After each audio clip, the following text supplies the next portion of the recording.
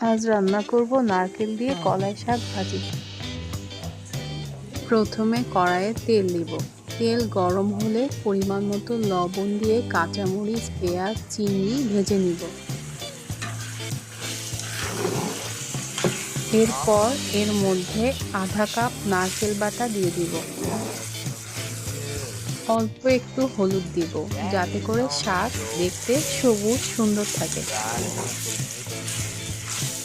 সবকিছু একসাথে কিছুক্ষণ ভেজে নেওয়ার পর এর মধ্যে কুচি করে রাখা কলাই শাক দিয়ে আর একটু ভেজে নেব যাতে ভালো মতো সিদ্ধ হয়। এর জন্য এর সাথে একটু পানি দিব।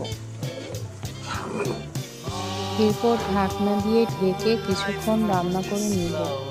কলাই শাকের পানি টেনে যতক্ষণ পর্যন্ত তেল না বের হয়ে আসে ততক্ষণ শাকটিকে ঢাকনা তুলে ভাজতে থাকবো। এই যে তৈরি হয়ে গেল মজাদার নারকেলের কলাই চাটনি।